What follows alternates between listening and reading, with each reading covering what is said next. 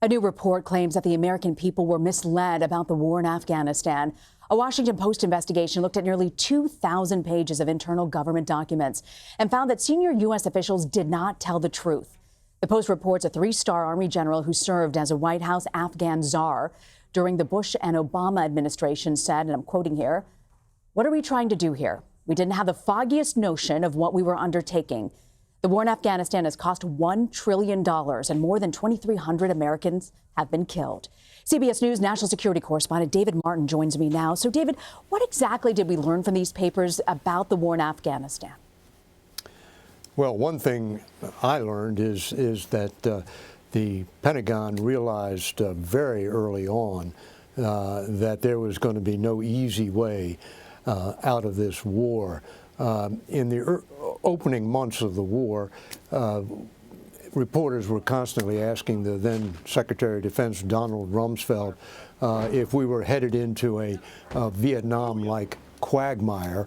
And Donald Rumsfeld sort of mocked reporters for even bringing up the Q word. And at one point he said in a press conference, "All together now, let's say quagmire." Yeah.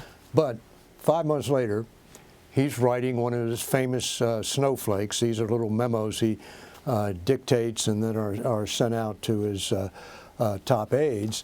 And the memo says the U.S. military is never going to get out of Afghanistan unless we come up with a plan for establishing security. And really, that's been the story ever since. He wrote that memo in April of 2002. What happened after April of 2002 is that the Pentagon and the rest of the Bush administration became preoccupied with the invasion of Iraq, and all the military resources and probably more importantly all the military brainpower was redirected toward Iraq. Afghanistan became the forgotten war, and the next time the U.S. started to really pay attention to Afghanistan, the Taliban had made a comeback, and the war had reached what is essentially its current state of being a war that cannot be won by either side. Yeah, you know, what was so fascinating to your point that they had said there was a point where if they had just invested a little bit more, they could have really given a blow to the fighters there in Afghanistan. The Washington Post reporting says the United States really didn't understand Afghanistan, even many years into the war.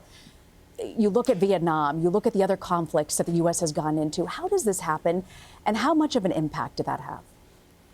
Well, of course, you got to realize that these officials who gave these interviews from which these articles are written are talking now with the benefit of hindsight.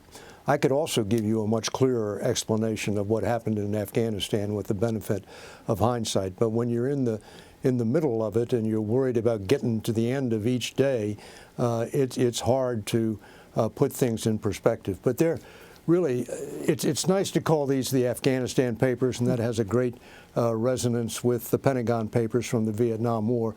But these really were two different orders of magnitude.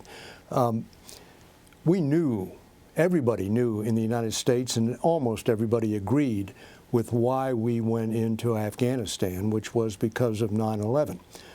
The U.S. started bombing Vietnam because of something called the Tonkin Gulf incident, in which some North Vietnamese torpedo boats allegedly attacked some American destroyers, and to this day those events have never been confirmed. President Johnson, when he was running for election in his own right in 1964, promised the American people, American boys will not go to fight a war in Southeast Asia, even though he already had a plan for putting U.S. troops in as soon as he won election in his own right.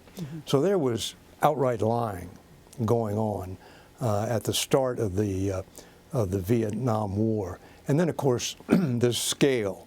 We lost 55,000 troops in Vietnam. Vietnam was a national tragedy which tore this country apart.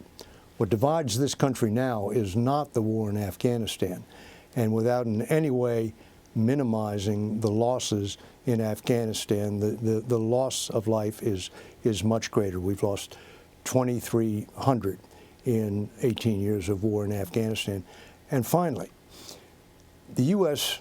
fought in Vietnam to prevent the North, the communist North, from taking over South Vietnam. The U.S. failed. The North did take over South Vietnam.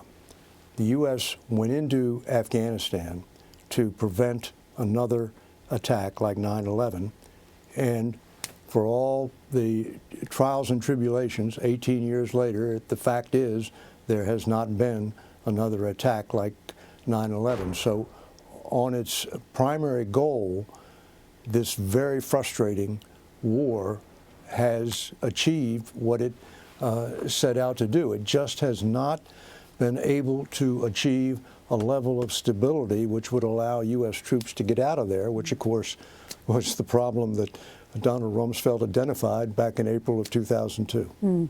David, how's the Pentagon responding to this information being released? Well, one, they make the point that I made about these interviews were given with the benefit of hindsight.